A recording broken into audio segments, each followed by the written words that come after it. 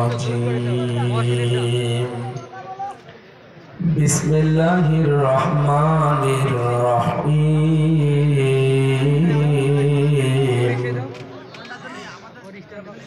এখানে গল্প করা হবে আর বসেন না গাড়ি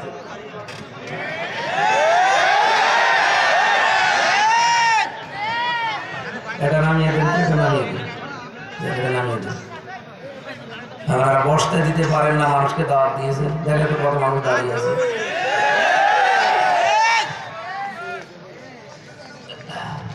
এই মানুষগুলো এইভাবে দাঁড়িয়ে থাকলে আমার বিবেকে মেনে নেবে? বলেন, বসার তো দেবেন জায়গা, বসারও কিছু নেই, খেয়ার মারে বিছিয়ে দেন।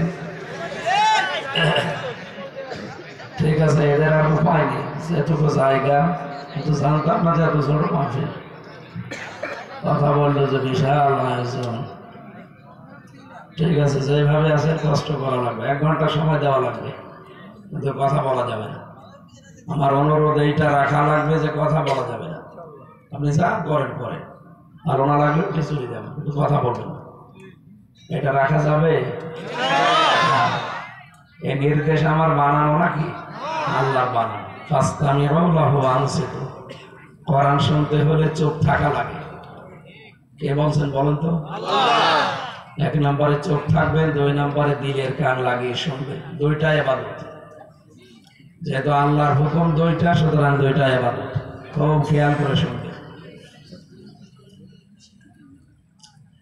আউযু বিল্লাহি মিনাশ শাইতানির রাজীম।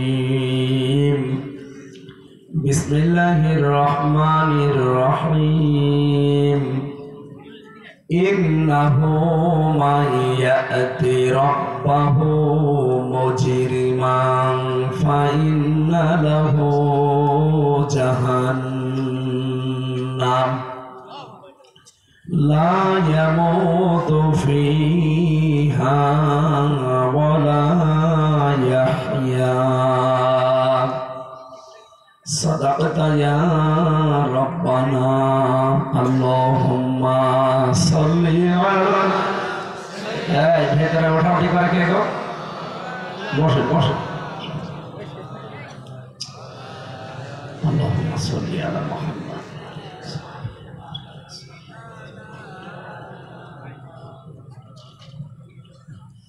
আলহামদুলিল্লাহ, বাংলাদেশে ঐতিহ্যবাহী জেলা, আমার জন্মস্থান কুষ্টিয়া,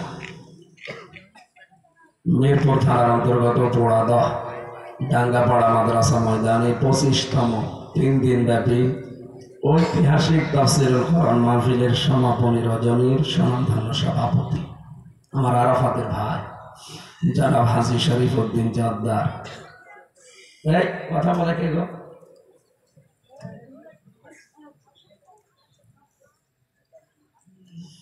قال النبي صلى الله عليه وسلم الحج يهدم ما كان قبله।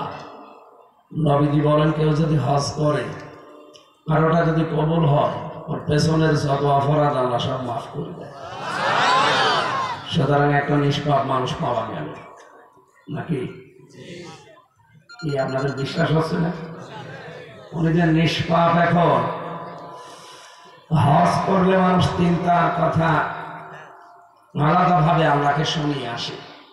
আমরা যারা মারা যাই, মারা যাওয়ার পরে আমাদের আত্মীয় স্বজন আমাদেরকে গোসল দেয়, সাদা কাপড় পরিয়ে কবরে রেখে আসে। আর আমরা যারা হাজি, আমরা নিজেরা নিজেদেরকে মেরে ফেলি, এরপরে নিজেদেরকে গোসল দেই, এরপরে নিজেরাই সাদা কাপড় পরি। ওটা সাদা কাপড় না, ওটা কাপড়ের কাপড়। কি কথা বোঝে? তার মানে আল্লাহকে বলি যে আল্লাহ, আমি মরে গেছি, বাকি যে হায়াতটুকু আমার সামনে আছে এটা আমার বোনাস হায়াত। কিন্তু অনেক মানুষ এই বোনাস হায়াতটাতে এমন এমন কাজ করে, আমি নাম নিলাম না। এদেশে যারা 54 বছর চালাচ্ছে অধিকাংশ গুলোই দেখবেন হাজি। বিরোধীতে যারা আছে সব হাজি। 3 নম্বর যারা, তারাও হাজি। এমনকি রওশনের সাথে হাজি। কিন্তু যে কথাগুলো বলে এসেছে, কাবা শরীফ তাওয়াফ করার প্রথমেই বলা লাগে লাব্বাইক হে আল্লাহ আমি হাজির হয়ে গেছি, তোমার হাজিরা খাতায় আমার নামটা লিখে না। আল্লাহ যেন ওকে ডাক দিয়ে বলছে, দাঁড়া, ঘর তাওয়াফ করার আগে তিনটা কথা তোকে মুখ দিয়ে আগে বলা লাগবে। ইন্নাল হামদা, আজকে থেকে যত প্রশংসা করব আল্লাহ তোমার জন্য। এই জন্য হামদার আগে আলিফ লাম আছে, এর আগে ইন্না আছে। যারা এখানে আরবি গ্রামার বোঝে জিজ্ঞাসা করেন কত কঠিন শব্দ এটা। হামদ শব্দটা শুধুমাত্র আল্লাহর ক্ষেত্রে ব্যবহার হয়, পৃথিবীর কোন সৃষ্টির জন্য হাম ব্যবহার হয় না। সৃষ্টির জন্য ব্যবহার হয় মাদা। কি বললাম? মাদা। হামদ এর আগে আলিফ লাম দিয়েছেন, এটা আবার 4 প্রকার। এটা তো আর ভার্সিটির ক্লাস না যে আপনাকে ধরে ধরে বোঝানো লাগবে, আমি শুধু ইঙ্গিত দিলাম। এই 4 প্রকারের ভেতরে এক প্রকারে, এর নাম আলিফ লামে ইস্তেগরাকি, গারকুন মানে ডুবন্ত। এই পৃথিবীতে যত প্রশংসা হতে পারে আল্লাহ আমি আজকে গ্যারান্টি দিয়ে বলছি সব তোমার জন্য। এই কথাটা কাবা শরীফ তাওয়াফ করার সময় হাজী সাহেব বলে, আপনি খেয়াল করেছেন কত বড় কঠিন কথা এটা। 2 নম্বরে বলা হয় নিয়ামাতাল্লাকা, যত নিয়ামত তুমি আমাকে দিয়েছো আজকে থেকে সব তোমার জন্য ব্যয় হবে। পৃথিবীতে মানুষকে আল্লাহ যত নিয়ামত দিয়েছে, এই 3.5 হাত বডির ভেতরে গুরুত্বপূর্ণ নিয়ামত 5টা। কয়টা? 1 নম্বরে যে কথা বলতে পারছি এইটা। কবি নজরুল কত বছর তিনি কথা বলতে পারতেন না, আল্লাহ তার বাক শক্তি কেড়ে দিয়েছিলেন। এই জন্য দুনিয়ার কোন শক্তি নেই যে আপনাকে কথা বলাতে পারে। আপনি যে লাভ ঝাপ দেন, আল্লাহ যদি শুধু বলে কোন ফায়াকুন, হয়ে যাবে, আপনি জীবনও আর কথা বলতে পারবেন না। বিজ্ঞান এখন এই কণ্ঠ নিয়ে প্রমাণ করছে, এই কয়েক ইঞ্চি জায়গা থেকে যে কথা বের হয় 27টা ধাক্কা লাগার পর একটা কথা তৈরি হয়। আমি টের পাচ্ছেন কি বললাম? কোরআনের ব্যাখ্যায় পড়েছি, এক একটা জায়গায় এক একটা ফেরেশতা বসে আছে। 27টা স্তর পার করে যে একটা কথা বের হয়, প্রত্যেক ফেরেশতা দায়িত্ব পালন করছে। এর কাছে, এর কাছে, এর কাছে, এভাবে দিতে দিতে 27 নম্বর জায়গায় যে আমার কণ্ঠের সাথে কথাটা কিভাবে মিলবে, তখন ওই ফেরেশতা বের করে দেয়। যদি পৃথিবীর সবার কণ্ঠের স্বর একরকম হতো, আর এই রাত 12টায় বাড়ি যেয়ে যদি আমি ফারুক আজম সাহেবের বাড়িতে সালাম দিতাম, ম্যাডাম যদি খুলে দিত দরজা, বাবা শাহজালাল সব হালাল হয়ে যেত না? কথা বোঝে না? আল্লাহ কি দয়া করেছে বলেন তো। আমি তো বেশিরভাগই অন্তত 10 দিন 12 দিন 15 দিন পরে বাড়ি আসি, কারণ আমাদের এই খুলনা বিভাগের এই জেলাগুলোতে আমাদের যিনি অভিভাবক ছিলেন, তার সত্যি আমি অভিভাবক হিসাবেই মানতাম, সে যে দলেরই হোক, কিন্তু ওনারা আমাদেরকে এমন শত্রু মনে করতেন। আমাদের এই খুলনা বিভাগের 10 জেলা সহ আশপাশের প্রায় আরো 12-13টা 22-23টা জেলায় আমার কথাই বলতে দেয়। বিশেষ করে 3 বছর তো জেলেই ছিলাম, এর আগেও বলতে দিত না। 10টি নাম হামজা, এইটাই দোষ। আমি মাঝে মাঝে চিন্তা করতাম নাম কি পাল্টিয়ে রাখবো, এমন একটা নাম রাখবো মানুষ যেন মনে করে ও নরম সরম মানুষ। মনে মনে ভেবেছিলাম, গ্রামে আমার নাম তো ওই সময় ছোটকালে ছিল সাহেব রানা, নামটা নায়কের নাম তো, এই জন্য আমার মাদ্রাসার প্রিন্সিপাল পাল্টিয়ে আমির হামজা দিয়েছে। এটা তো আর একটা ঝামেলা। এই নামটা এত ডেঞ্জার না, বাংলাদেশ সহ বাইরের দেশগুলোতে যখন নিয়ে যায়, এই যে সিঙ্গাপুর, মালয়েশিয়া, থাইল্যান্ড, ইন্দোনেশিয়া, এরকম বহু দেশে, আমি যেহেতু আকিজ গ্রুপে আছি, ওদের খতিব আমি, ওরা একটা ভিসা লাগিয়ে দিলে 27টা দেশে যাওয়া যায়। বহু দেশে নিয়ে গেছে। যে দেশে যায় আগে যে পাসপোর্টে নাম দেখে আমির হামজা, আমার দিকে 2 বার করে তাকায়, অথচ আমার শরীর চলে না।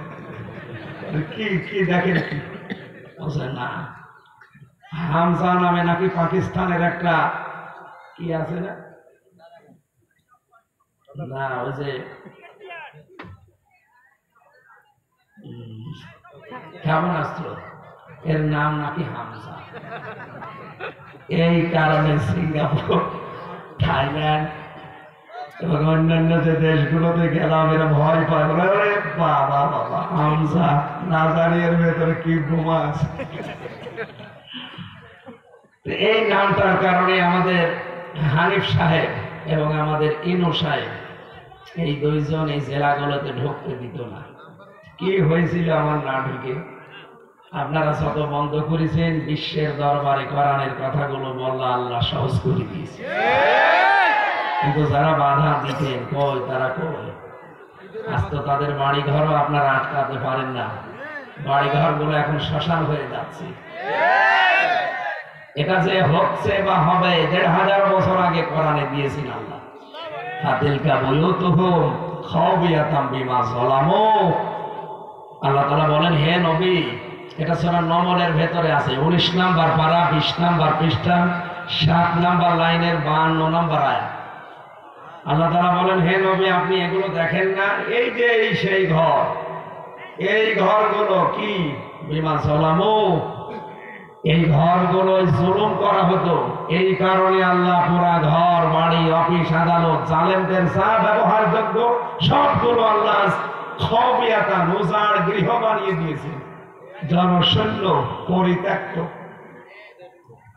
লাম তুসকাম মিন বাদিহিম ইল্লা কলিলা, অল্প কিছুদিন মানুষ এখানে বাস করবে, এরপরে এটা পুরা শ্মশান হয়ে যাবে। এই ঘোষণা কার? আপনি দেখেন সারা বাংলাদেশে এখন ঠিক অবস্থা মনে হচ্ছে তাই। কত জাঁকজমক পূর্ণ ছিল এই সমস্ত মানুষদের বাড়ি ঘরগুলো, অথচ আজ আল্লাহ পুরাটা টয়লেট বানিয়ে দিয়েছে। এখন ধানমন্ডি নিয়ে ৩২ নিয়ে এখন কথা চলছে যে এই জায়গায় টয়লেট বানাতে হবে। যদি দেশের মানুষের এই কথা গ্রহণযোগ্য হয়, তাহলে আবু সাহিলের বাড়ির সাথে বাড়ির কত মিল। ওটা ইন্টারন্যাশনাল টয়লেট আর এটা জাতীয় টয়লেট। কি করলেন আপনি? এই জন্য আমার মনে হয় যারা বলতে দেননি আমাদেরকে আমার নিজের জেলা, এমনকি আমি বাড়ি আসবো, আমার আসার আগে পুলিশ অন্তত ১০ জন এসে আমার বাড়ি বসে থাকে। কি বলে, আপনার ছেলে আসবে, এই কারণে আমরা এসেছি। কেন? ওপরের নির্দেশ। কি অবস্থায় ছিলাম বলেন তো? বিশেষ করে এই ৩টা বছর ২০, ২১, ২২, ২৩, ২০-এর শেষের দিকে ২১, ২২, ২৩, ওরা এমন কোন টর্চার নেই যা আমার শরীরের উপরে পড়ে না। মাথার চুল থেকে পা পর্যন্ত পুরাটা এক জায়গাও বাকি নেই। আমার মা বাবা তো, আমি একা সন্তান, ওরা দুঃখ পাবে এই জন্য আমি বলি না। এমন কোন কাজ নেই যা ওরা আমার উপর করে না। এই যে এরকম চেয়ারে বসিয়ে দেয়, আমি নিজে তো দেখেছি। হাতের সাথে ক্লিপ লাগিয়ে দেয়, পায়ের সাথে বেল লাগিয়ে দেয়, গলার সাথেও ক্লিপ লাগিয়ে দেয়। ওদের কাছে এমন মেশিন আছে আঙ্গুলের সাথে মিল করা, পায়ের সাথে মিল করা। শুধু নিয়ে এসে আপনার পায়ের কাছে হাতের কাছে রেখে দেবে, একেবারে সব খাপের খাপ মিলে যায়।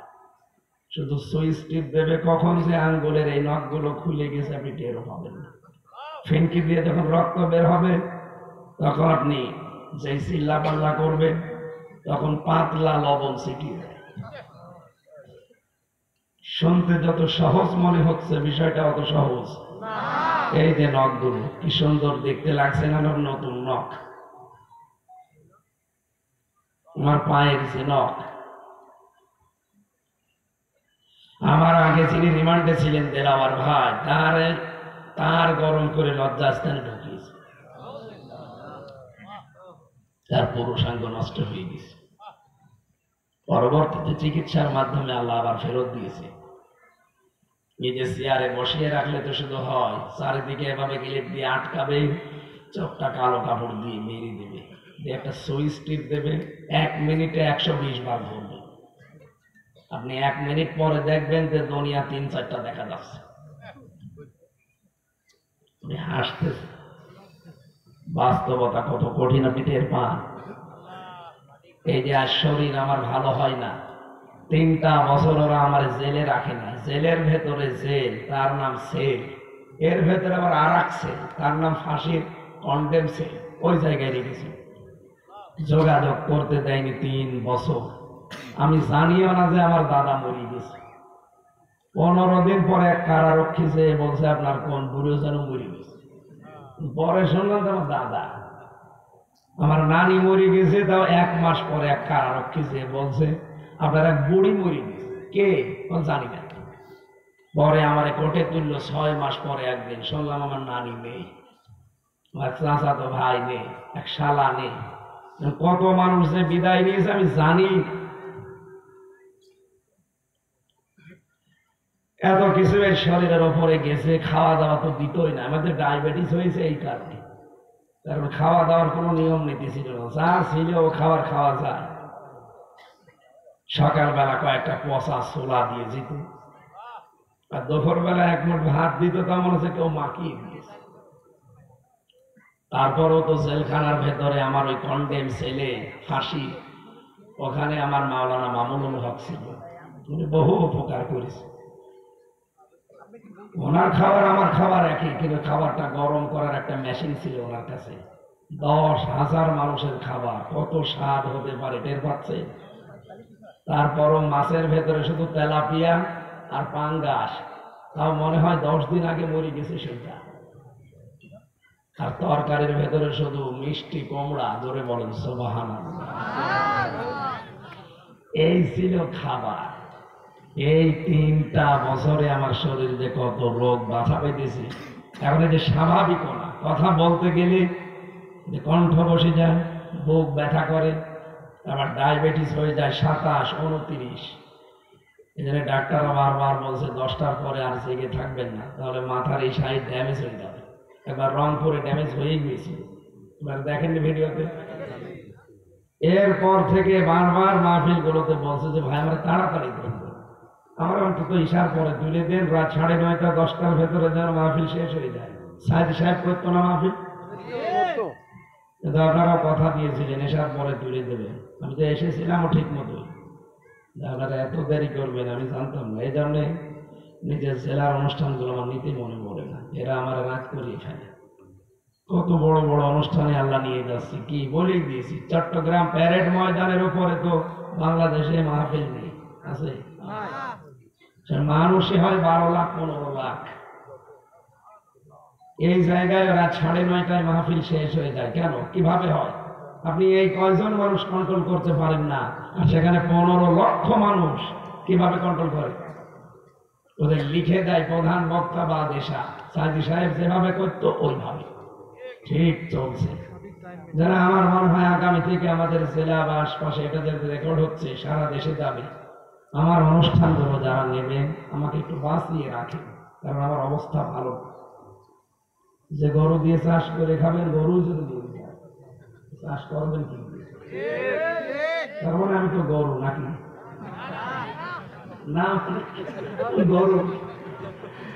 আমার অন্তত কিছুদিন বেঁচে থাকার মতো একটু সুযোগ করে দিন। আগামী থেকে অনুষ্ঠান যেখানেই নেবেন সর্বোচ্চ এশার নামাজের পরে তুলে দেবেন, পোস্টারে লিখে দেবেন আমির হামজা বাদ এশা। এটা ঠিক রাখতে পারবেন আপনারা? নিয়ে তাছাড়া আমার দাওয়াত দেওয়ার দরকার নেই, ওই দরকারে মালয়েশিয়া চলে যাবে, ওখানে সিস্টেম ওইগুলো আমরা ভালো লাগে ওখানে। এই জন্য শরীর স্বাভাবিক হচ্ছে না, এত চেষ্টা করছে। আপনি কি মনে করেন আমি ডাক্তার না দেখিয়ে বসে আছি? বাংলাদেশের সর্বোচ্চ যিনি তারে দেখিয়েছিলাম, তাদের একই কথা যে আপনি মুখে টেপ মারিয়ে রাখবেন, কথা বলবেন। আমার কাজ কি এইটা? টেপ মেরে রেখে চলবে? একদিন 2টা 3টা করে অনুষ্ঠান, আজকেও 3টা চলছে। কণ্ঠে পারে না, তারপরও 3টা, পারলে মনে হয় 5টা মিনিট। সকাল 11টা থেকে 12টা 1 ঘন্টা কথা বলেছিলাম সেই নওগাঁ, ওখান থেকে ওরা হেলিকপ্টারে দিয়ে গেছে খোকসা, ওখানে 1 ঘন্টা, এরপরে যেখানে। এই জন্য আমার শরীর একেবারেই আর আগাচ্ছে না। শরীর যাই হোক হচ্ছে, কিন্তু কণ্ঠ আর বুক এত ব্যথা করছে। এই জেলের এই ব্যথাগুলো আমার মনে হয় এখন আবার নতুন করে আসতেছে, যেহেতু আমার নিজের এলাকার লোক, আপনারা আমার সব আত্মীয় স্বজন। মন থেকে দোয়া করবেন আল্লাহ যেন আমাকে আগের অবস্থায় আবার ফিরিয়ে দেয়। যে হাজী সাহেব আজকে দেখা করলো, সভাপতি সাহেব, প্রথম কথা বলেছিলাম যে উনি নিয়ামতের শুকরিয়া আদায় করবেন এবং যত প্রশংসা আছে সব আল্লাহর জন্য করবে। 3 নম্বরে ওনাকে বলা লেগেছিল ওয়াল মুলকা লাকা, আল্লাহ আমি যদি রাজ্য রাজনীতি বাংলাদেশে যে করি তোমার নামে করব। কি এ কথা বলা লাগে না আরবিতে? এই 3টা কথা বললে আল্লাহ ছেড়ে দেয়। বিদায় তাওয়াফ যখন করে তখন আল্লাহ আরেকটা কথা বলে, এই শরীফউদ্দিন দা আরেকটা কথা বলেছে, লা শারীকা লাকা লাব্বাইক। এ কথা শেষ কথা না? আল্লাহকে বলা লাগে আল্লাহ আমি চলে যাচ্ছি, আমি কিন্তু মুশরিক না, তুমি এই কথা বিশ্বাস করো, লিখে নাও, আমি জীবনে কোনোদিন শিরক করব না। আল্লাহ বলেন এবার যা, তোর হজ কবুল হয়েছে, জীবনের পেছনে যত অপরাধ ছিল সব আমি আল্লাহ মাফ করে দিয়েছি। কিন্তু এই কথাগুলো তো দুনিয়ায় এসে টিকিয়ে রাখা লাগবে না? আমরা অধিকাংশ মানুষ এটা টিকে থাকতে পারি না, আসার পরে দুনিয়ার এই ফেরেবে পড়ে সব ভুলে যায় না। আমাদের এরকম জীবন যেন তৈরি না হয়। যা বলে এসেছি, বিশেষ করে আমার আরাফাতের ভাই শরীফউদ্দিন জর্দা, আমরা তো আমির হামজা সর্দা, উনি জর্দা, আল্লাহ যেন কবুল করেন, জোরে বলেন আমিন। 3 দিন অনুষ্ঠান অনেক বেশি হয়ে যায়, তারপরও যখন আয়োজন করেছেন আলহামদুলিল্লাহ। কথা বলেছেন এখানে মাওলানা মফিজুর রহমান খোকা বাবু, আমি ভারতে গেলে ওনার কাছে থাকতাম। মাওলানা আলী হোসাইন ফারুকি আমার গোলা ভাই, সভাপতির দায়িত্বে ছিলেন হাসি মতিয়ার রহমান মন্ডল, প্রধান অতিথি ছিলেন খন্দকার ওমর ফারুক কুদ্দুস সাহেব। দ্বিতীয় দিন কথা বলেছিলেন এখানে মাওলানা নাসির ইকবাল বিন শাফি, মাওলানা একে এনামুল হক শাফি মরহুম, তার সন্তান। আল্লাহ যেন আমাদের ওই আলেমকে কবরে মাফ করে দেন। কথা বলেছেন মাওলানা ইব্রাহিম খলিল মুজাহিদ, আপনাদের এই গ্রামের মনে হয় মাদ্রাসার প্রিন্সিপাল। প্রধান অতিথি ছিলেন জনাব মোহাম্মদ আব্দুল গফুর দামাত বারকাতুহুমুল আলিয়া, বলেন আমিন। সভাপতি ছিলেন হাজী বিল্লাল হোসেন শেখ। আজকের প্রধান অতিথি বীর মুক্তিযোদ্ধা কুষ্টিয়ার সন্তান জনাব আলহাজ অধ্যাপক শহীদুল ইসলাম, সাবেক সংসদ সদস্য। আলোচনা রাখলেন আমাদের কুষ্টিয়ার কৃতি সন্তান মাওলানা ফারুক আজম জিহাদি। যত মানুষের নাম আরো দেখতে পাচ্ছি, সব একটা একটা করে দোয়া করতে গেলে আরো সময় লাগবে। এখানে বহু গণ্যমান্য ব্যক্তিবর্গ আছে, বিশেষ করে সাংবাদিক ভাই যারা এসেছেন, মাওলানা খালিদ হাসান সিপাহী, মাওলানা মিলন ভাই সহ, সাংবাদিক মিলন ভাই সহ যত প্রেসের লোকজন এসেছেন সবাইকে ধন্যবাদ জানাচ্ছি, যারা এগুলো ছড়িয়ে দিচ্ছে সারা বিশ্বের মানুষের কাছে। আজকে একটা গুরুত্বপূর্ণ বিষয়ে আলোচনা, আমি যেন ফোটাতে পারি আর আমরা আমল করতে পারি। আমিন, আল্লাহুম্মা আমিন। খুব মনোযোগ দিয়ে শুনবে। মঞ্চে বসা আমার অত্র এলাকার পিতৃতুল্য মুরব্বীরা, যুবক ভাইরা, সামনে বসা মুসলমান ভাইরা, পর্দার আড়ালে আপনাদের চাইতে 2-3 ডবল মা বোনেরা এসেছে, সম্মানিতা মা এবং বোনেরা, প্রশাসনের ভাইরা, প্রাণ প্রিয় কুষ্টিয়াবাসী, আল্লাহর দরবারে শুকরিয়া জানাচ্ছি যিনি আমাদেরকে এখনো সুস্থ রেখেছেন। আমি যে বললাম 5টা জিনিসের সাথে কারো মিল নেই। সুস্থ থাকার জন্য কথা বলা, এটা যদি ভাব প্রকাশ করতে না পারেন আপনি অসুস্থ হয়ে যাবেন। এমনি যাদের জবান বন্ধ হয়ে গেছে ওটা আলাদা, কিন্তু কথা বলার শক্তি হঠাৎ করে যদি আল্লাহ কেউ কেড়ে নেয়, সে এমনি অসুস্থ হয়ে যাবে। আমি 3 বছর ওই ফাঁসির কন্ডেম ছেলে কেউ আমার সাথে কথা বলেনি, কারণ যারা কারারক্ষী দায়িত্বে আসতো ওদের সাথে কথা বলা না বলা সমান। দেবদুলাল, সৌব্রত বালা, অসিত কুমার, সঞ্জয় দত্ত, যদি কি কথা বলবেন, ও আল্লাহ রসুল বিশ্বাস করে না, হামজা তোর কাছে কিছু নেই।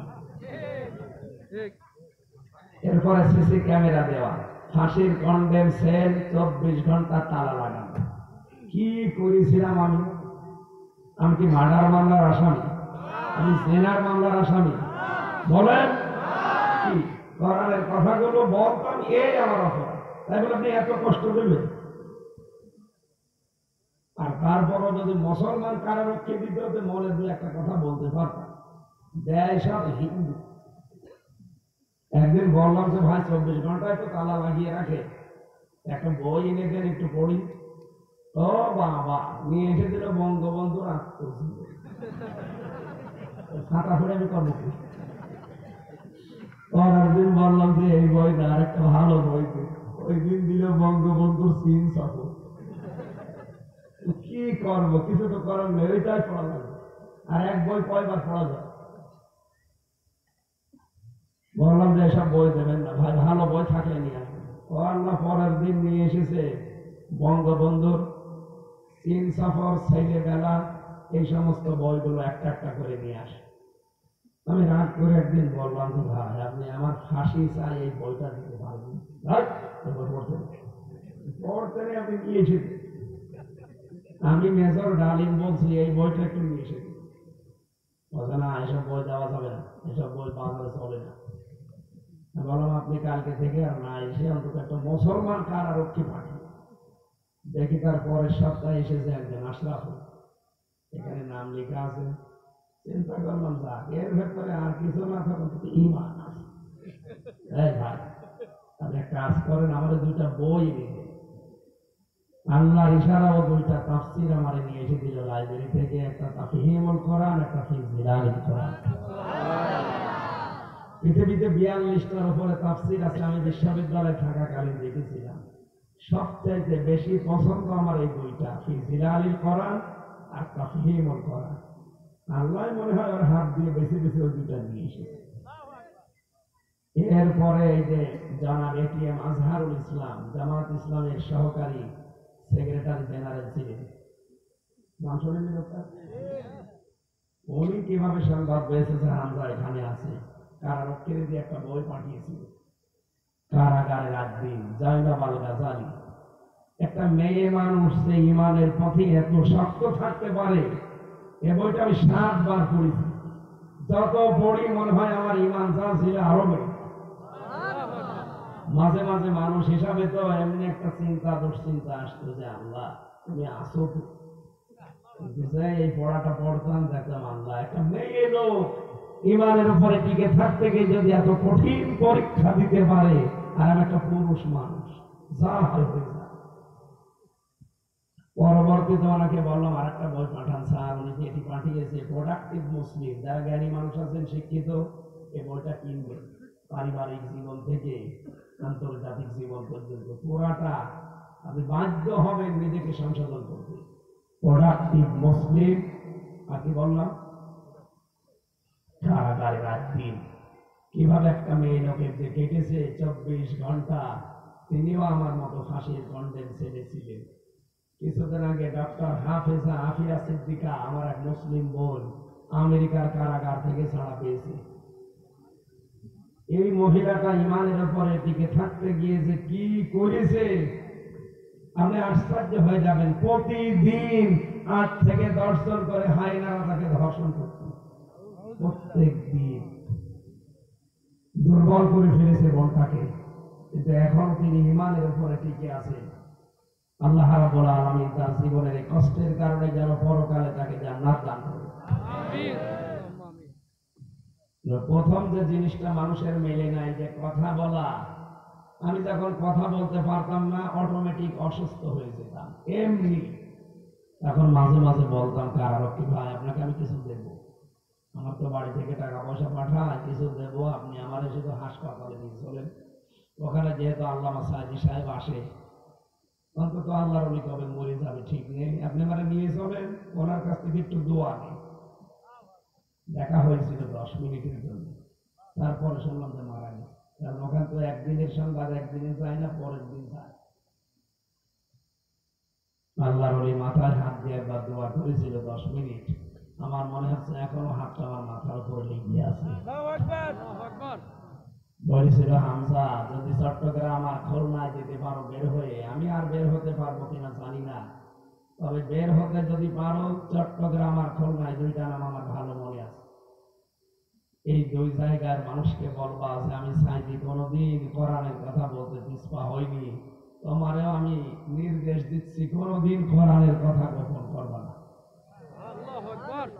আল্লাহ বলেন এই কথা যেন আমি মরণ পর্যন্ত, যত ঝড় ঝাপটা আসুক, যেন বলতে পারি। বলেন আমিন। 5টা জিনিসের নাম নিয়ে আমি তাফসীরে প্রবেশ করব। কয়টা জিনিস মেলে না মানুষের সাথে? 1 নম্বরে কণ্ঠের স্বর, 2 নম্বরে চামড়া, ৯,৭৬৮ প্রকার চামড়া আছে আমাদের শরীরে, কিন্তু কারো চামড়া কারোর সাথে মিল নেই।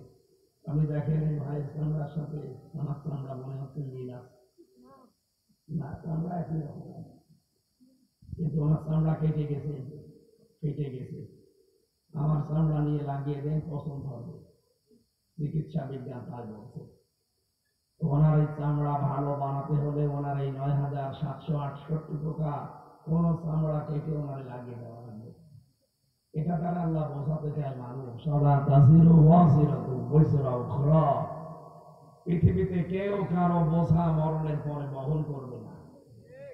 তোর চামড়ার সাথে ওর চামড়ার মিল নেই, তোর চামড়ার সাথে ওর চামড়ার তো মিল নেই, শুধু দানা লাগিয়ে দিলে পছন্দ হবে। আর বাংলাদেশে বহু ভণ্ড পীর আমাদেরকে এই কথা বোঝায় যে তোর কোনো চিন্তা নেই, কিয়ামতে তোর বোঝা আমি বহন করে দেব। আপনার চামড়ার সাথে মেলে না, আর আপনার বোঝা পাপের বোঝাও বহন করবে। আপনি ও বলে আর আপনি বিশ্বাস করেন, ও একটা ভণ্ড আর আপনি পাগল। এরকম পাগল আমাদের কুষ্টিয়া জেলায় নেই, বলেন? বাংলাদেশ সহ বিশ্বের একটা মাত্র জায়গা যেখানে পুলিশ পাহারা দিয়ে গাঁজা খাওয়ায়। বাইরের দেশ তো বাদ দিলাম, বাংলাদেশের বিভিন্ন জেলা গেলে মনটা ছোট হয়ে যায়। হুজুর ওয়াজ করতে এসেছে, আর ওই দেশে ওই জেলায় গাঁজা খাওয়ায় পুলিশ পাহারা দিয়ে, কি করবে? এদেশের বহু মানুষ এই বিশ্বাস এখনো করে যে আমার কোনো চিন্তা নেই, বাবা আছে। কথা বলেন না কেন? আপনি কোরআনের এই আয়াত বিশ্বাস করেন না যে কিয়ামতের দিন কেউ কারো বোঝা বহন বলেন? বলেন। সুতরাং কারো উপরে ভরসা করা যাবে না, এমনকি নিজের স্বামীর উপরও ভরসা করা যাবে না, ও ভুলে যাবে কিয়ামতে। ৩ নম্বরে দেখবেন মেলে নাই সাফ। এখানে ১৫৩টা রেখা আছে। পৃথিবী তৈরি হওয়ার পর থেকে আজকের এই দিন, এখান থেকে কিয়ামত পর্যন্ত এই ১৫৩টা রেখা কারোর সাথে আজও মেলে নাই, কিয়ামত পর্যন্ত মিলবেও না। যদি মিলেছে তো কত মানুষের জমি জায়গা আছে দান দলিল হয়েছে, তো কথা বলে না। ৪ নম্বরে মেলে না মানুষের জহব্বার আচ্ছাদন স্তর। এই যে স্বাদ নেই আমরা, বিজ্ঞান আমাদের এই জহব্বাটা নিয়ে 7 চাকার জন্য যে রেখাগুলো পেয়েছে, ১,৫০,০০০ আচ্ছাদন স্তর এখানে দেওয়া আছে। ৩৫৭টা রেখা দেওয়া আছে। আপনি যদি ৩৫৭ প্রকার খাবার একবারে জহব্বার উপরে দিতে পারেন, ও একবারে আস্তে আস্তে স্বাদ বলতে পারবে যে এইটার এই, এইটার এই। কথা শুনতেছেন? বাংলাদেশ সহ বিশ্বের এমন কোন হোটেলের নাম জানেন যেখানে ৩৫৭ প্রকার খাবার রান্না হয়? শুনেছেন? আমার এই ছোট্ট জীবনে আমি বহু জায়গায় বললাম, আল্লাহ নিয়ে গেছে, আমি পাইনি। বাংলাদেশে আমি গাজীপুরের কাপাসিয়ার নিরিবিলি হোটেলে পেয়েছি ১৮০ প্রকার খাবার রান্না। ওরা কাঁঠালের পাতা ভর্তা করে বলে এটাও খাবার, বাঁশের পাতা ভর্তা এটাও খাবার, কিমি মিশিয়ে দেয়। আমি ওই মালিক মিয়াকে জিজ্ঞাসা করলাম, আরে ভাই আপনি কত প্রকার খাবার রান্না করেছেন? বলছে হুজুর ১৮০ প্রকার। কি কি নিয়ে আসেন তো সব। একটা ওর মাহফিলে ছিল, এই জন্য হুজুরকে খাওয়াবে, সব নিয়ে এসেছে। এটা কি? বলছে কাঁঠালের পাতা। কাঁঠালের পাতা ভর্তা, সব মিলিয়ে কত প্রকার? ১৮০ প্রকার। আর আমার জহব্বার ভেতরে স্বাদ নেওয়ার জন্য আল্লাহ শক্তি দিয়েছে কত প্রকার? ৩৫৭। আপনারা সব ভুলে যাচ্ছেন না? আমি তো সেই কবে বিশ্ববিদ্যালয়ে থাকাকালীন পড়েছি, সেই ১০ সালে, এখন চলছে ২৪-২৫ সাল, ১৫ বছর হয়ে গেল। তো এখনো তো আমি ভুলিনি। আর আপনি এই ২ মিনিটে ভুলে গেছেন। ৫ নম্বরটা যেটা মেলে না সেটা হচ্ছে চোখ। এর ভেতরে 5টা জিনিস আছে, মনি আছে, কর্নিয়া আছে, লেন্স আছে, লেন্স আছে, ইকুয়াল আছে। ১,৭০,০০০ রড দেওয়া আছে।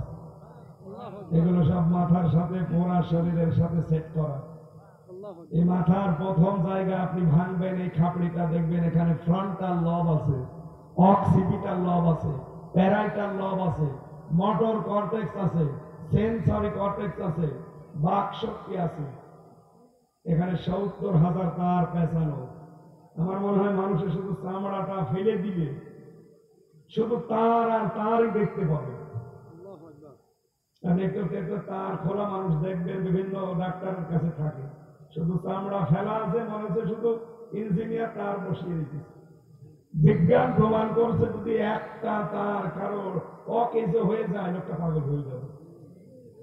তাহলে আল্লাহ বলেন তো কত কন্ট্রোল করছে আপনার উপরে, আপনি কার উপরে ভরসা করে তার বিধান মানতে চান না বলেন? আল্লাহ রাব্বুল আলামিনের জন্য আফসোস করছেন আমাদের দিকে তাকিয়ে, কাইফা তাকফুরুনা বিল্লাহি ওয়া কুনতুম আমওয়াতান ফাআহইয়াকুম সুম্মা ইউমীতুকুম সুম্মা ইউহয়ীকুম সুম্মা ইলাইহি তুরজাউন।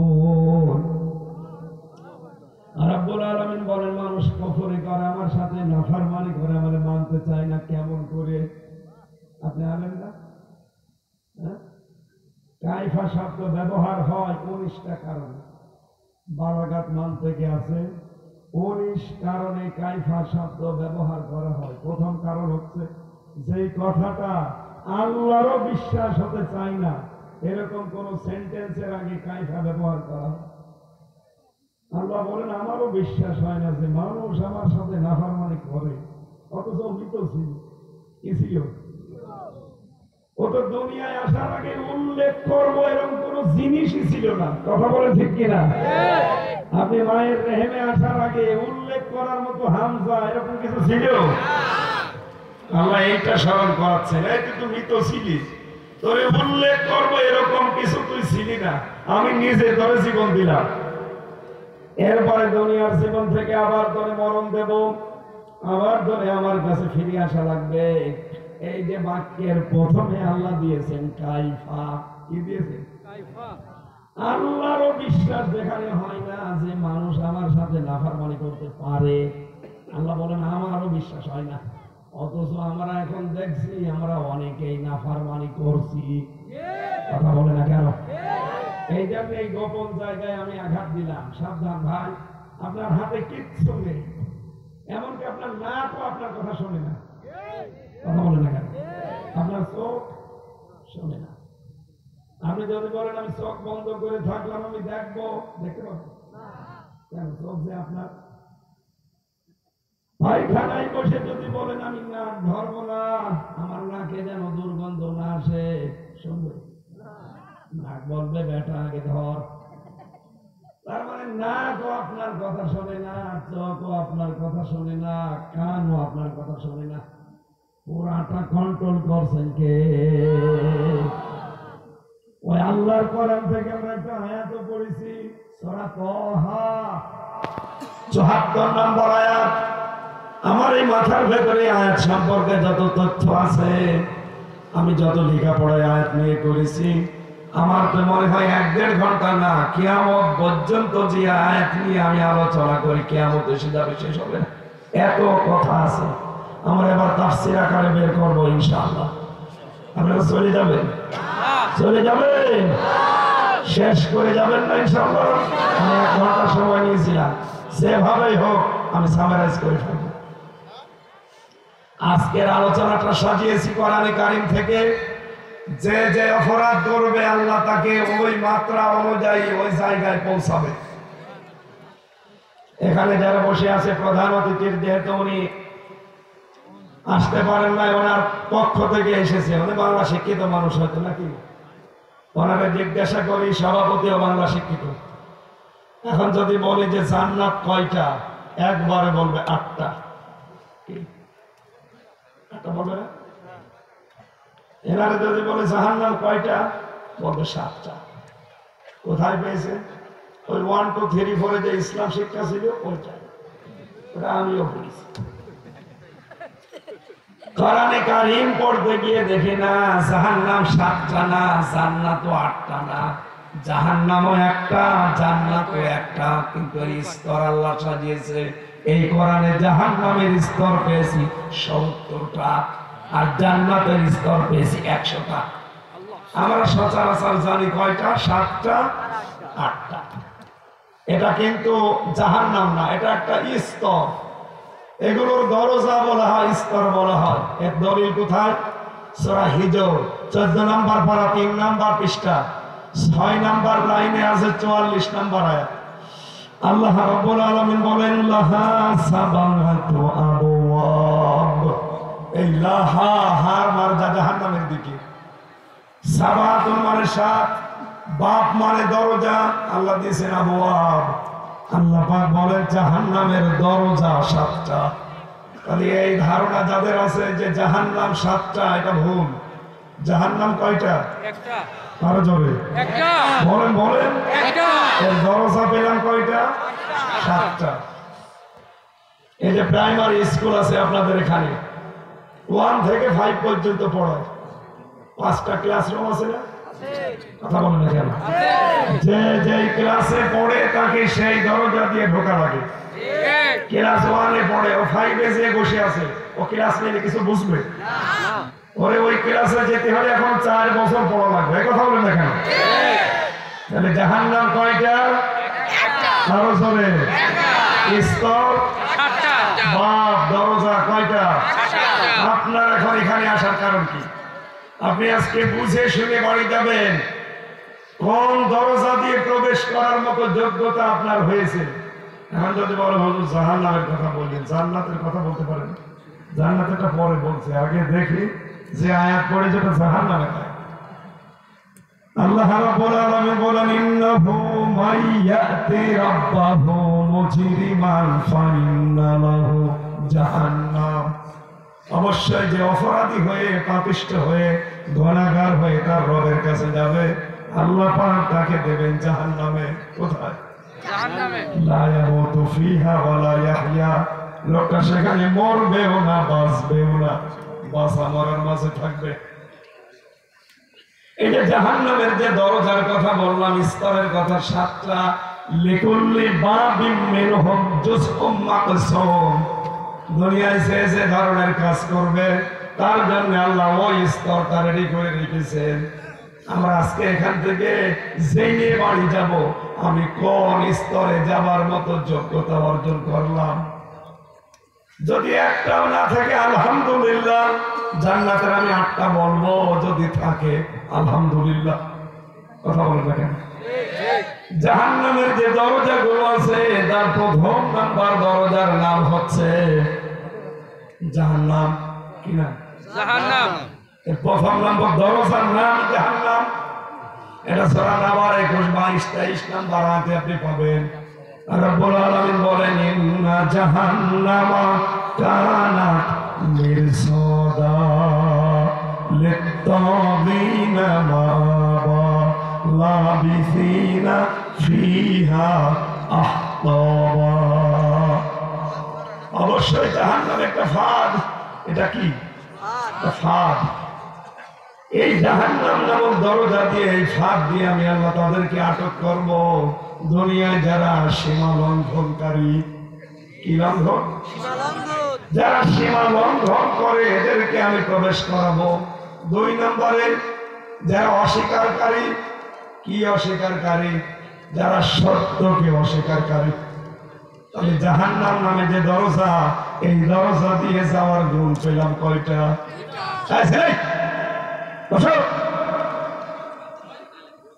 কথা শুনতে এসেছেন, আসলে চলে গেছে।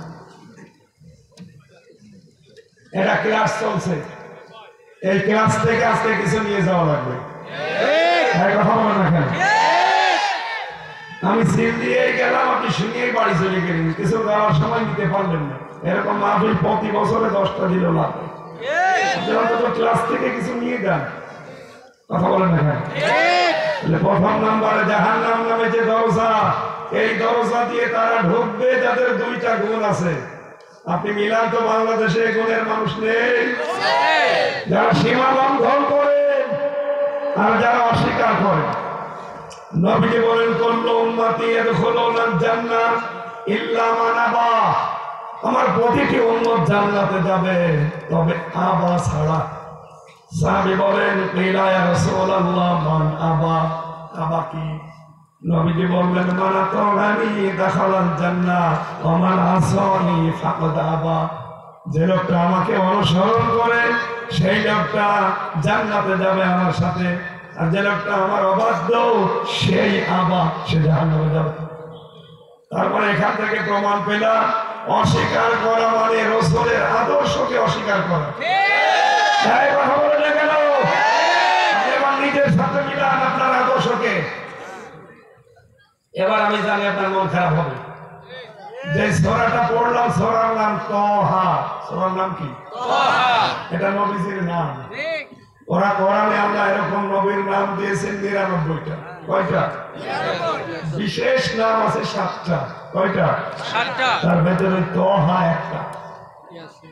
আল্লাহ ডাক দিয়েছেন তাহা, ইয়াসিন, মুজাম্মিল, মুদাসসির, আহমদ, মোহাম্মদ, আব্দুল বা আব্দুল্লাহ।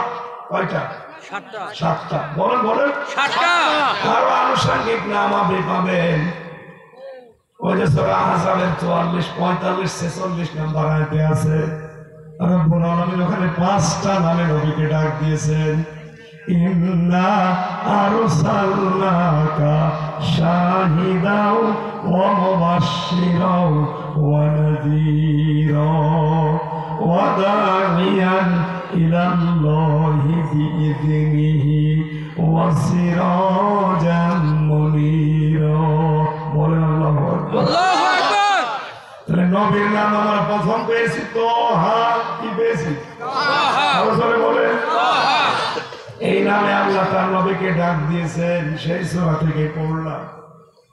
তাহলে বিশ্ব নবী বাদ দিয়ে যারা অন্য কারো আদর্শকে গ্রহণ করেছে আপনি অস্বীকারী। আমার কথা বোঝা গেছে? সুতরাং এখনই আপনাকে পাল্টাতে হবে এখন, কারণ আমি আমার জেলার লোক যে জাহান্নামে যেতে দিতে চাই না।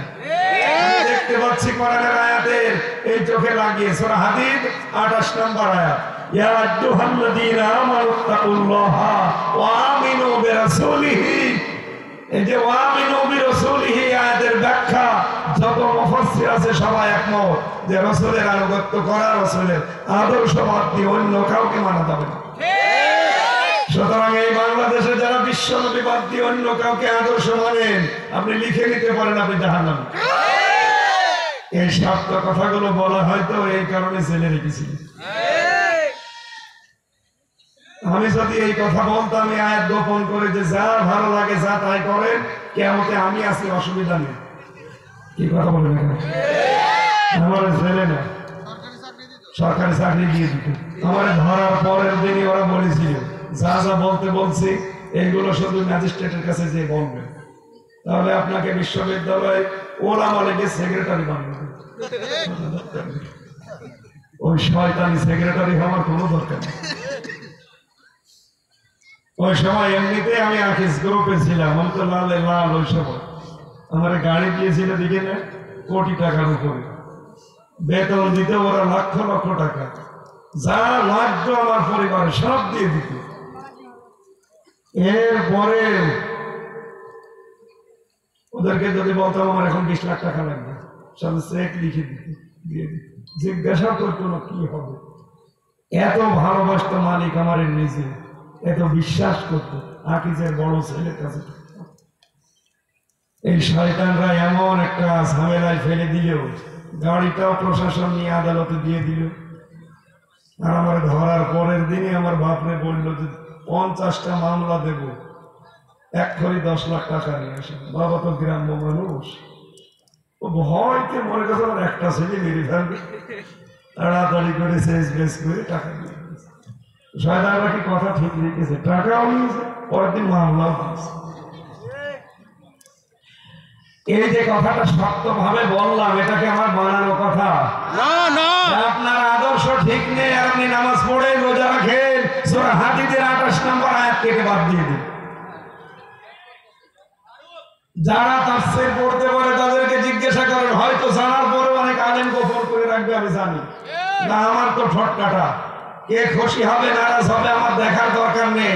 যার আদর্শ ঠিক নেই ও মরে গেলে বিনা বিচার বিনা হিসাবে জাহান্নামে। এবার আপনি কি করবেন, আপনি সিদ্ধান্ত নিয়ে বাড়ি যান। যান।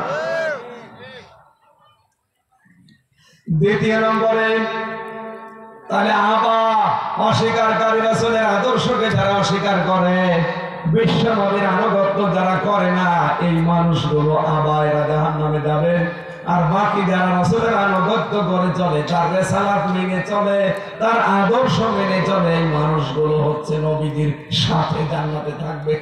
সুবহানাল্লাহ। দ্বিতীয় নম্বর, জাহান্নামের দরজার নাম পেয়েছি লাজা। কি বললাম? লাজা। নাম শুনেছেন কোনদিন? না। এত কঠিন এই দরজাটা, সূরা মাআরিজের 15 নম্বর আয়াতে আছে। এই ভালো করে মিলাবে। কাল্লা ইন্নাহা লাযা। আল্লাহ পাক বলেন এই দরজাটা এত কঠিন, নাযারাতাল লিশাওয়া। এই দরজা দিয়ে ঢুকলে আগে চামড়া খসে পড়ে যাবে। আর কুষ্টিয়াবাসী পৃথিবীতে এমন কোন ঘরের নাম শুনেছেন যেখানে গেলে চামড়া খসে যায়? না। আমি রিমান্ডে পেয়েছিলাম, হ্যাঁ নখ খসে যায়, ওই যে দেখালাম চামড়াও খসায়। এই যে হাতের এই তালুর চামড়া আমি অনেককে দেখেছি, ওরা এখান থেকে ব্লেড দিয়ে কেটে দেয়, অথবা ওদের কাছে একটা আলাদা মেশিন আছে, এখানে কেটে দেওয়ার পরে একটু ফাঁকা হয়ে যায়, ওটা একটা প্লাস আছে এক ধরনের, ওটা টান দেয়, এক টানে হাতের পোড়াটা উঠে যায়, তারপর টান দেওয়া লাগে। অথচ আল্লাহ নাযারাতাল লিশাওয়া দিয়ে জানিয়েছেন, বান্দারা যদি কেউ লাজায় আসে, ও দরজা দিয়ে ঢুকতে দেরি, সঙ্গে সঙ্গে ওর পুরা শরীরের চামড়া খসে যাবে। কাদেরকে এই দরজা ডাকবে জানো? আমি তো একটা বর্ডার পরে দেখি বাংলাদেশে হাজার হাজার মানুষ দৌড়াচ্ছে, তাদউ মান আদবার ওয়া তাওয়াল্লা। এই জাহান্নামের লাজা তাদেরকে ডাকবে যে মানুষগুলো দুনিয়াতে সত্যকে সত্য জানার পরে এবার কান করে মুখ ফিরিয়ে চলে যায়। বাংলাদেশে নেই? হ্যাঁ, কথা বলছেন না? দুই নম্বরে, ও জামাআ ফাআওয়া। যারা মাল সম্পদ খালি দিনের পর দিন জমা করতে থাকে, আর কি করে এটা সংরক্ষণ করা যায় এই চিন্তা নিয়ে চলে। আর আমার মনে হয় আজটাও বাংলাদেশের সাথে মিলে গেছে। অধিকাংশ মানুষের ধান্দা এই, বাবা শাহজালাল ডান হাত বাম হাত নেই, আমার টাকা লাগবে। এটাতে কিভাবে আসতেছে সেইটাও দেখে না, শুধু আসতেই হবে। শুধু টাকা কামাই করে শেষ করে দেয় না, দেখবেন এটা সংরক্ষণ করার জন্য বিভিন্ন রাস্তা তৈরি করে। কি করে এটা টিকে রাখা যায়? ও ভাইরা, আমি আমার ইমান থেকে সত্যি কথা বলছি। এই পৃথিবীর জমিনটা আল্লাহ জানিয়েছেন ধোঁকা, এটা জেলে যাওয়ার পরে আমার কাছে আরো স্পষ্ট বেশি হয়েছে। আমি আমার নিজের পূর্বপুরুষ মাত্র 3টা চিনি। আমার বাবার নাম রিয়াজউদ্দিন, তার বাবার নাম জাহান আলী, তার বাবার নাম নওয়াজ আলী, এরপরে না চিনি না। এই যে ডাবিরাফিটা আমার বাড়ি। এরপরে আমার আর চিনা নেই, আর আমার জানার দরকার নেই। মাত্র খুব বেশি হলো 60-61 বছর আগে এই নওয়াজ আলীর বাবা মারা গেছে। এই লোকটা যদি এখন কবর থেকে উঠে এসে বলে এই ডাবিরাফিটার এই 2 তলা বাড়ি আমার, এই ভিটা আমার, ওর দাঁত মুখ খুলে ফেলবো না। যে ভান্ডামি করার জায়গা পান না। কিসের নওয়াজ আলীর বাপ আপনি? আমি তো নওয়াজ আলীকে চিনি না। এক কথা বলে দেখেন, এটার নাম দুনিয়া। আপনার অবৈধ সম্পদ, আপনার বউ, আপনার ছেলে মেয়ে, আপনার মা বাবা, এরা ভোগ করার জন্য 2 পায়ে খাড়া। কিন্তু আপনি তো অবৈধ কামাই করে গেলেন, এর জন্য যে গোনা, একটা গোনা আপনার বউ নেবে না। কথা বলেন, এই পাগলামি আমি কোন কারণে করতে যাব বলেন? আমি ছেড়ে যাওয়ার পর থেকে ছেড়ে দিয়েছি এই ঝামেলা। আগে যাই হয়তো, এখন আর করি না, কারণ আমার মেয়ে যা করবো কামায় সব খাবে সামনে ছাতা করে আমি করবো কি? আমি আর কয় টাকায় খেতে পারবো? এই জন্য এখন থেকে আমি আকিস গ্রুপে এখন আছি খতিব হিসাবে। বাংলাদেশ সহ বিশ্বের যেখান থেকে যে যা দেয়, আমি নিয়তি করেছি সামনে নবীর একটা ঘর বানাবো, এতিমদেরকে ওখানে লালন পালন হবে, যা কামাই করবো। যেমন আমার বাবার এখন যা আছে আমার পরিবারে, আমার শ্বশুর শাশুড়ি তো ধনী মানুষ, চলার মতো আছে, আমার অসুবিধা নেই। এগুলো সব মনে করছে ব্যয় করবো এই জায়গায়, যেন মরে যাওয়ার পরে কিয়ামত পর্যন্ত কবরে সওয়াব যেতে থাকে। আর আমি বৈধ অবৈধ দিনে বিশাল কামাই করে গেলাম হানিফ সাহেবের মতো, কি হবে? আপনি খোঁজ নিয়ে দেখেন হানিফ সাহেবের যে অবস্থান, বিশেষ করে বাগেরহাট, খুলনা আর সাতক্ষীরা, আমার মনে হয় 3 জেলার পুরো অর্ধেকই মনে হয়। কত সম্পদ বানিয়েছিল ওনার। এক চাচাতো ভাই না মামাতো ভাই না, নাম ডাকা ভাই আতা, আপন ভাই না, এটা নাম ডাকা অথবা চাচাতো খালাতো ফুফাতো, সমুদ্রের সমুদ্রের সমুদ্রে এরকম হবে। এই লোকের বউ চাকরি করতো প্রাইমারিতে, তার 1000 কোটি টাকার মালিক। বেতন আলাদা মানে আল্লাহর ওলিরা সব দিয়েছে। কি করলেন আপনি এগুলো উপায় করে? যদি আপনি বৈধ পথে থাকতে পারতেন, হয়তো এখন কুষ্টিয়াতে থাকতে পারতেন। কথা বলেন না কেন? যা করেছিলেন তো মনে করেছিলেন কিয়ামত পর্যন্ত বাঁচবো আর কিয়ামত পর্যন্ত খাবো। কোন 41 সালের টার্গেট, তাও পারলেন না। কথা বলেন না কেন? 41 ঘন্টার যার কোনো গ্যারান্টি নেই, সেটা টার্গেট দেয় 41 সাল। সেই মহিলায় টার্গেট দিয়েছিল, বলেন তো ও 41 সাল পর্যন্ত জীবনে বাঁচবে? ও বাঁচলে মানে খুব বেশি আমার 2-3 বছর, তাও বাঁচবে কিনা আমরা জানি। কারণ এখন যে চিন্তা, ভারত এখন শুনছে রাখবে না, বাইরের দেশে চাপ দিচ্ছে যে রেখে রাখবেন। কোন কারণে? এমনকি ওদের দেশের যারা বিরোধীতে আছে তারা পর্যন্ত সংসদে তুমুল ভাবে ঝগড়া যে কেন রাখবেন এই মহিলাকে। 257টা দেশ যারা আশ্রয় দেয়, আপনি কোন কারণে দেশে রাখবেন বলেন? ও মোদি জবাব দিতে পারছেন। ওদিকে ডোনাল্ড ট্রাম্প আপনারা জানেন জানুয়ারি মাসের 20 তারিখে শপথ নিয়েছে। ও নেওয়ার পরেই জানিয়েছে ভারতের 16 লাখ ভারতীয় আমেরিকায় আছে, সব আমি ফেরত পাঠাবো। একটা করে ফেরত পাঠাচ্ছে। দাদার এখন ধুতি খুলে যাবে। আমাদেরকে ভয় দেখায়, আমরা নাকি না খেয়ে মারবো। আমাদের সামনে মাস আসতেছে রমজান, বছরে 1 মাস না খেয়ে থাকা ফরজ। কথা বলে না কেন? আমাদের ভয় দেখাতে যে এখন নিজেরাই বিপাকে পড়ে গেছে। ওদের আলু, ওদের পেঁয়াজ সব নষ্ট হচ্ছে। এখন হাত পা চেপে ধরছে, না আসো 10% ডিসকাউন্ট তোমাদের চিকিৎসা। হোটেল মোটেল সব বিশ্বে 257টা দেশে মাইক্রোসফট, এরা খ্রিস্টানরা চালায়। এরা রিপোর্ট দিয়েছে সবচেয়ে বেশি মিথ্যা তথ্য পরিবেশন করে ভারত। সুতরাং বাংলাদেশে সাম্প্রদায়িক উস্কানি দেয় ওরা। এই কথা বলে না কেন? এখানে আহ্বান জানাচ্ছে, এই 2 দিন ধরে যেটা চলছে, কারো উস্কানিতে পা দেওয়া যাবে না ভাই। ওনারা বসে বসে ওখান থেকে উস্কানি দেবে আর আপনি পা দেবেন, পেছনে এমন ভাবে লাল করবে না, এদের ডেভিল হান্ট চলছে। যে কয়টা ধরেছে ওদের পেছনে তাকাতে পারবেন না, এমন লাল। আর্মির মার তো খাননি, কাপড় তুলে মারে। ওই যে গোপালগঞ্জে একবার উস্কানিতে পা দিয়ে আপা চলে আসে, এমন পিটানো পিটিয়েছে, পেছনে বাদরের মতো লাল হয়ে গেছে। ওই সময় সন্তান গোপালগঞ্জ থেকে কেউ যদি ঢাকায় আসে, বসে আসলে 300 টাকা, দাঁড়িয়ে আসলে 1000 টাকা। বসবে কি করে? বসার কায়দা রাখে না। আপনাদেরকে একটা কথা বলা যাবে, আপনি বসেন। আজ কয়েকদিন ধরে সিলেটের জনতাপুরে, এই 4-5 দিন হয়ে গেল, যেই দিন 32 নম্বর ভেঙেছে ওই দিনের পরে 5 তারিখের পরে 6 তারিখে সিলেট জনতাপুরে আমাদের মতো কিছু নামদারি আলেম নামে জালেম, তাদেরকে ওই বাতিলরা 3 কোটি টাকা দিয়ে বলেছে বাংলাদেশে তোমরা এই কথা ছড়াবা, জামাত ইসলামের আকীদা ঠিক নেই, এরা দাড়ি রাখে না, এরা টুপি মাথায় দেয় না, এরা খালেদার সাথে ছিল। এদের দ্বারা ইসলাম কায়েম হবে না। সুতরাং এই দেশে ইসলাম পন্থীরা যখন এক হয়ে যাচ্ছে, 3 কোটি টাকা দিয়ে ওদেরকে পথে নামিয়েছে, যারা এদের ক্ষেত্রে ফাটল ধরে। একটাকে পুলিশে ধরেছে, এমন পিটানো পিটিয়েছে, বলছে আমার পিটাবেন নাম সব বলে দিচ্ছে। বলে বল 3 কোটি টাকা জীবনে চোখে দেখিনি, পেয়েছি, এটা হালাল করা লাগবে না। এই কারণে এখন আমরা এগুলো ছড়াই।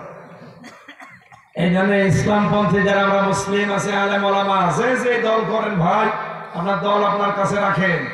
এই দেশে সব ইসলামপন্থীরা এখন চেষ্টা চালাচ্ছে আমরা নির্বাচনে ইসলামের একটা বাক্স দেব।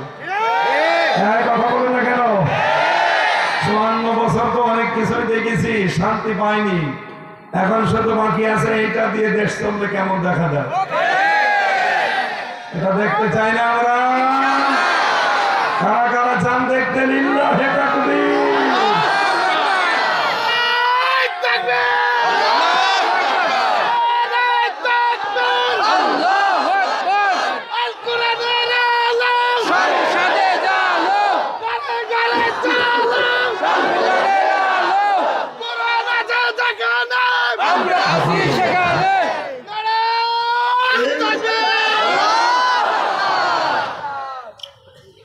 সম্মানিত ভাইরা, জেলখানার 3 বছরে আমার এই দোয়াটা তাহাজ্জুদে প্রতিদিন ছিল, আল্লাহ বের যদি করবো, জীবনে কিচ্ছু চাই না, চর্ম চোখে শুধু দেখতে চান 56,000 বর্গ মাইল তোমার কালাম দিয়ে চলছে।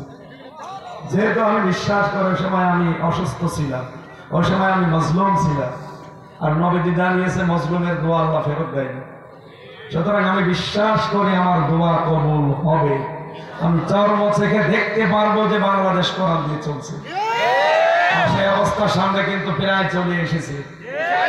এই কথা বলেন না কেন?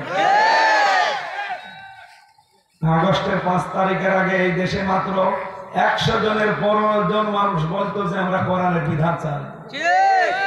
এখন এই যে জানুয়ারি মাসে জরিপ বের হচ্ছে, 100 জনের 58 জন মানুষ চাচ্ছে যে আমরা কোরআনের বিধান চাই। গত 5 দিনের রিপোর্ট, এই বাংলাদেশে এখন 100 জনের 66 জন চাচ্ছে আমরা কোরআনের বিধান চাই। হিন্দু পর্যন্ত 15 থেকে 58 থেকে 66 বাড়ছে না কমছে?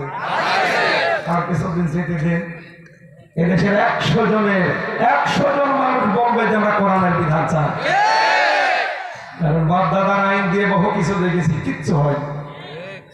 চুরি করলে আমরা দেই ছেলে, ও চুরি করতে যে হয় ডাকাত, ডাকাত দেবেন খুনি হয়। আমি যেখানে ছিলাম তার নিচতলা একজনকে ধরে জেলে দিয়েছে, বাড়ি ওর গাজীপুরে। ওরে দিয়েছে গাঁজা খাওয়ার কারণে জেলে। ও শয়তান ভেতরে যে গাঁজার গাছ জেরা এসে বলছে, কি গো তুই গাঁজার গাছ পেলি কোথায়? বলছে স্যার, আমি মাঝে হাসতে ছিলাম, যখন মামলার হাজিরা দিতে গিয়েছিলাম কোর্টে, ওই সময় আমার এক বন্ধু গাঁজার কিছু বীজ দিয়েছে। ওই বীজ আমি মুখের এই জায়গায় করে নিয়ে এসেছি, এসে এই যে এখানে টবে লাগিয়েছি। আর 2 মাস আগে আমার গাছগুলো দেখেন কি সুন্দর। গাঁজা খাওয়ার জন্য তোরে পুলিশ দিকে ছেড়ে, তুই গাঁজার গাছ লাগিয়ে ভেতরে তোরে যাবো কোথায়? এই দেশে এই মানুষের তৈরি করা আইন দিয়ে গাঁজাখোর হবে ডালখোর। কথা বলেন না কেন? আমি চুরি করে যাবেন, আপনাকে ডাকাতি শিখাবে, কারণ ওখানে বহু ডাকাত পড়ে আছে। ওখানে মুকিম গাজী আছে, সুইডেন আসলাম আছে, ডেঞ্জার রাসু আছে, ভয়ঙ্কর তাজ আছে। এই যে নামগুলো বললাম, এই নাম শুনলে, আপনি নাম শুনছেন, দেখলে মনে হয় পানি খাবো পানি খাবো। আমি সুইডেন আসলামকে দেখেছিলাম, আল্লাহ মানুষ এত ভয়ঙ্কর হয়। তো নাকি শুনতাম যে বাংলাদেশে মার্ডার করে সুইডেনে চলে যায়, ওখানে মার্ডার করে বাংলাদেশে চলে আসে। ওর নামই হয়ে গেছে কি ওর জীবনী নিয়ে একটা সিনেমা বানিয়েছে চলচ্চিত্র জগৎ, মান্নারে দিয়ে আসলাম।